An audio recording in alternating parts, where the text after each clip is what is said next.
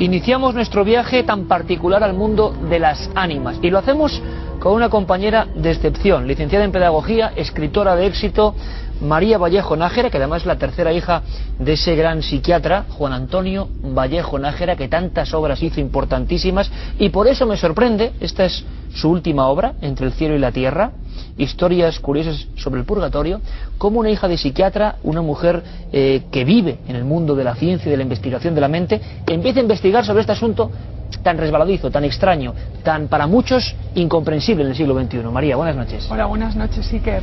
¿Que cómo lo empiezo a estudiar? Pues por una razón, porque soy creyente, soy católica, soy muy creyente y también soy hija de psiquiatra. Y mi padre también respetaba mucho estas cosas, él también era muy creyente. Y la curiosidad me tiró hacia este tema, que es un tema absolutamente fascinante. También lo he estudiado desde el punto de la mente, lo he hablado con varios psiquiatras, y lo que nos tenemos que fiar para hablar de este tema es de la Iglesia Católica. Y por eso estoy aquí, para contaros lo que he averiguado. Hay mucha polémica y muchos amigos nos han escrito sobre limbo, purgatorio, cambios importantes en ese mapa del más allá. Mucha gente cree, María, que lo que se ha eliminado de un plumazo también es el purgatorio. ¿No es así? No es cierto, no. Nunca se ha eliminado el limbo porque nunca se aceptó. Era simplemente una opinión un poco generalizada dentro de la Iglesia. Pero es que el purgatorio es dogma de fe. Esta fue la primera sorpresa con la que yo me encontré. Es decir, que toda persona bautizada católica debería de creérselo a pies juntillas, diciéndolo así coloquialmente. Es una realidad tremenda dentro del catolicismo, hasta el punto que se considera un tercio del cuerpo de Cristo. El cuerpo de Cristo, los católicos creemos que está formado por tres partes: el cuerpo militante, que somos nosotros, los vivos; el cuerpo triunfante, que son los santos, los que ya han muerto y han llegado al cielo; y el cuerpo purgante, que es el purgatorio. Imaginaros cómo no lo pueden eliminar si es que forma parte del cuerpo de Cristo. Bueno, pues nosotros ahora, con la visión de la investigación, vamos a dar una pequeña sorpresa. Los tres y nuestro compañero Javier Sierra la conocen muy bien. Una pequeña iglesia, Sacro Cuore del Sufragio, ¿no? Efectivamente. En Roma, una iglesia muy peculiar, que luego María nos va a contar algunas anécdotas. Una iglesia extraña, vamos a llamarlo así, porque es así. Y nosotros, como decimos, con nuestra pequeña cámara en mano, nos metimos en la zona de la sacristía.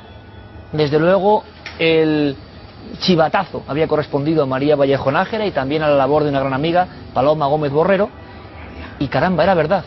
Allí, un poco escondido, en una iglesia de muy poca afluencia, había un museo de las ánimas, y esto ya nos interesa como investigadores. Es decir, la Iglesia ha ido recopilando muestras físicas de la presencia de estas entidades. Lo sorprendente, María, bueno, era ver toda esa serie de pruebas sin tampoco ningún tipo de, vamos a decirlo así, turismo, solitarias, un poco abandonadas, ¿verdad? Y las marcas principales de las supuestas ánimas eran como marcas de fuego, como manos, dedos, desde el siglo XVI-XVII. Imagino que te quedaste tan sorprendida como nosotros, ¿no? Me quedé sorprendidísima, y la verdad es que ya llevaba bastante tiempo estudiando esto de las ánimas. Me ha llevado un trabajo de 5 años recopilar toda la información, entonces me sorprendí a pesar de ello, porque es que es increíble. Este pequeño museo fue creado por un sacerdote a finales de 1800, me parece, efectivamente, un sacerdote que tenía una gran devoción por las almas del purgatorio, y la Iglesia, el Vaticano, le permitió ir recopilando estos pequeños trofeos, entre comillas, que son físicos. Es decir, cada pieza corresponde a una aparición de un alma del purgatorio que ha aparecido a otra persona, generalmente envuelta en llamas, y ha tocado un libro, o ha tocado un gorro de dormir, o ha tocado un hábito de una monja, y se ha quedado impresa esa quemadura. Quizá la pieza más impresionante de todas es la primera, que corresponde al número 1, que ocurrió de la siguiente manera. Estaban en esa iglesia celebrando misa, y delante de todos los feligreses que habían acudido, vieron cómo se incendiaba en una esquinita aire. Es que parecía como nadie entendía qué era lo que estaba ardiendo. Dieron la voz de alarma, fueron corriendo por cubos de agua, pero antes de echar el agua, esa imagen llena de fuego desapareció, y cuando desaparecieron las llamas vieron que una figura humana se había marcado perfectamente en el mármol del fondo de la iglesia, y está en ese pequeño museo, ¿no? Y ese acontecimiento que ocurre allí hacen que allí precisamente se vaya generando durante muchas décadas ese museo insólito. Esa es, digamos, la pieza principal que despierta la curiosidad de este sacerdote. Dice: yo tengo que recopilar pequeños trozos de tela, algo que demuestre que ha habido una quemadura de un alma del purgatorio.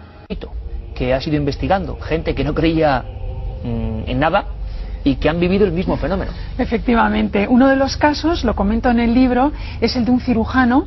Yo aposta he escogido personas de la alta sociedad, no por grupo social, sino por formación. Entonces son todos arquitectos, abogados, hay un gran economista.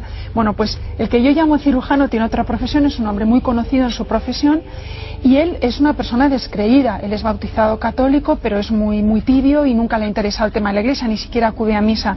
Y sin embargo alquila al pobre una casa en Madrid, específicamente en la calle Serrano, esto sí que es cierto, que fue en la calle Serrano, y se la alquilaban muy barata.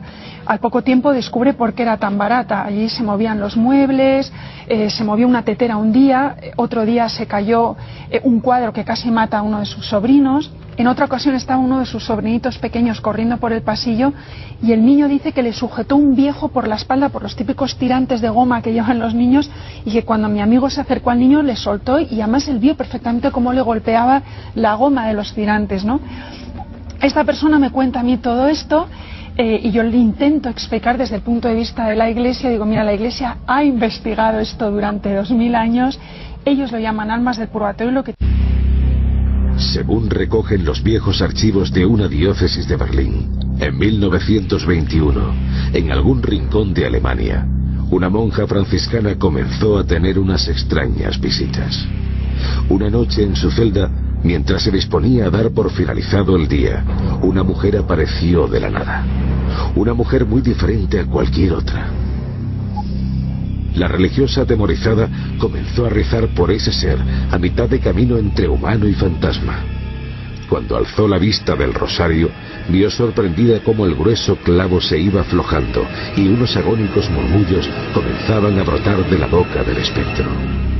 Noche tras noche, la mujer regresaba y los rezos de la monja destornillaban esa inhumana mordaza. Hasta que un día cayó al suelo liberando por fin la voz del ánima y su alma. En vida había pecado, calumniado y difamado. Las oraciones de la franciscana la libraron del purgatorio, mostrándole la luz divina.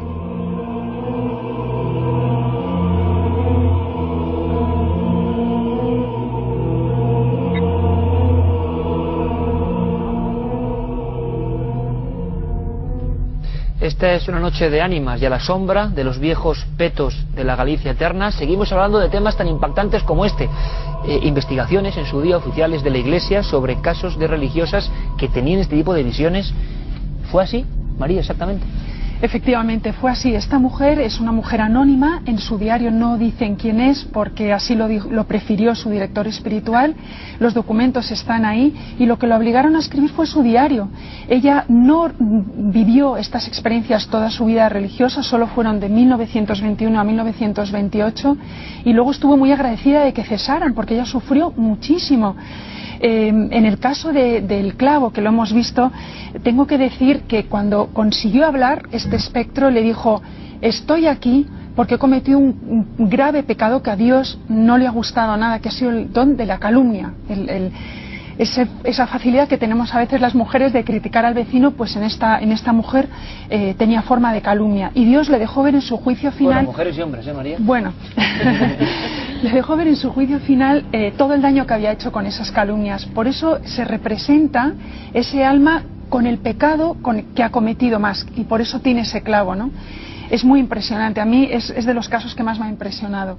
Hay un mensaje, que esto sí que nos suena, nos puede parecer un poco lejano, ¿no, María? Esto ocurre mucho, desde luego los casos que yo he estudiado, en el caso del capítulo de Julieta, esta chiquita que también ve las almas del purgatorio desde niña, la hablan, la cuentan cosas, ella a veces descubre... Desde niña, es un elemento muy curioso. Sí, ella se dio cuenta por primera vez que no era una niña normal cuando la llevan por primera vez al cementerio, que se muere la abuelita del pueblo, estas chiquitas de Colombia, vivía en un pueblito de Colombia, ahora vive en Madrid. Y la llevan y dice que se sorprendió muchísimo porque vio todo el cementerio lleno de gente.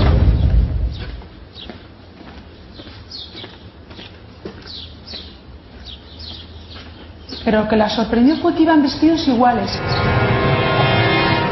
como con un pequeño hábito blanco y descalzos, y que dijo: qué raro, porque hacía frío, que hace toda esta gente vestida igual. Y al ratito se dio cuenta que solo la miraban a ella, todas estas personas solo se fijaban en ella. Y desde ese momento esta niñita empieza a ver almas del purgatorio, ha pasado por muchísimos estudios psiquiátricos, todos los psiquiatras dicen que es una persona sana desde el punto de vista psiquiátrico y que no pueden explicar por qué ya ve almas. Sin embargo, es un regalo que a veces puede ser un poco un caramelo un tanto amargo, porque ver visiones como esa mujer del clavo o lo que vamos a ver ahora, hay que tener un alma muy fuerte, nunca mejor dicho, para aguantarlo, porque es otra de las visiones de esta religiosa alemana entre el año 21 y 28, esta investigación, este diario personal, y desde luego esta es estremecedora, porque hay muchas de estas visiones que ya no es que parezcan imperfectas, sino que las formas son animalescas. Vamos a verlo. Años después, la monja vio a través de la ventana una sombra que parecía un mono subido a un árbol. Cuando cruzaron las miradas, bestia y religiosa, la franciscana quedó petrificada, reconociendo a un ser humano en los ojos endemoniados de aquel ente animalesco. La religiosa rezó por ese animal que antaño fue hombre. De simio se transformó en serpiente. Algunas noches reptaba en busca del lecho donde descansaba la monja.